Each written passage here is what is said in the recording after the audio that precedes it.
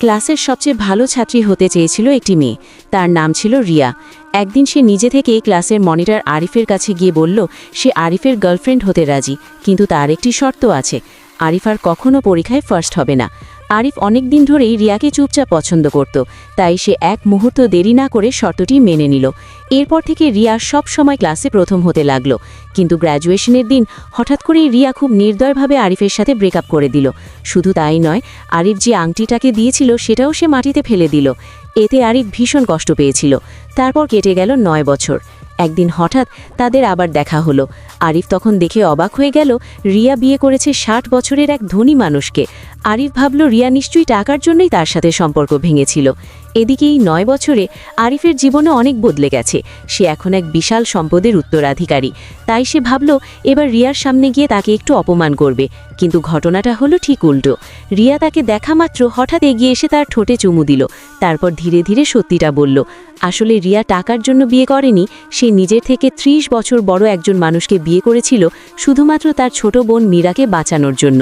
রিয়া আর তার ছোট বোন মীরা ছোটবেলায় অনাথ আশ্রমে বড় হয়েছিল। পরে সেই ধনী মানুষটি তাদের দত্তক নেয়। শুরুতে রিয়া ভেবেছিল এবার তাদের জীবন সুখে ভরে যাবে, কিন্তু সেই মানুষটি ছিল খুবই নিষ্ঠুর। সে বলেছিল যদি রিয়া পরীক্ষায় ফার্স্ট না হয় তাহলে সে তাদের ভীষণ শাস্তি দেবে।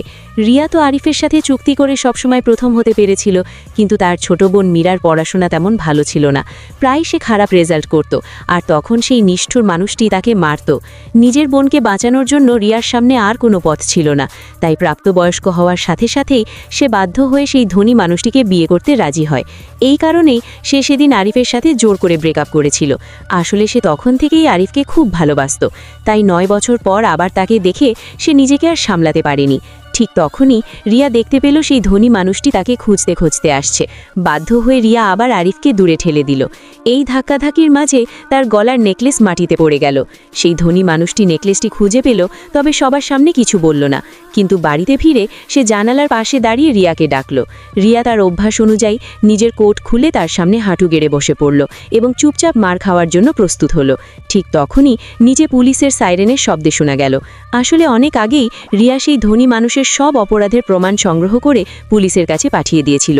সে জানত লোকটি প্রমাণগুলো দেখলেই পুলিশকে ডাকবে এবং তখনই সব সত্য প্রকাশ পাবে। আর সত্যিই তাই হলো। কিছুক্ষণের মধ্যেই পুলিশ এসে সেই ধনী মানুষটিকে গ্রেফতার করল। এইভাবে রিয়া শুধু নিজেকে নয়, তার বোনকেও মুক্ত করল। এমনকি আইনের মাধ্যমে সেই মানুষের সব সম্পত্তির মালিকও হয়ে গেল। পরের দিন রিয়া তার ছোট বোন মীরাকে স্কুলে পৌঁছে দিতে যাচ্ছিল। ঠিক তখনই আরিফের ছোট ভাই রাহুল তাকে দেখে ফেলল। রাহুল দৌড়ে গিয়ে আরিফকে সব কথা বলল। যেই মুহূর্তে আরিফ সেই পরিচিত মুখটা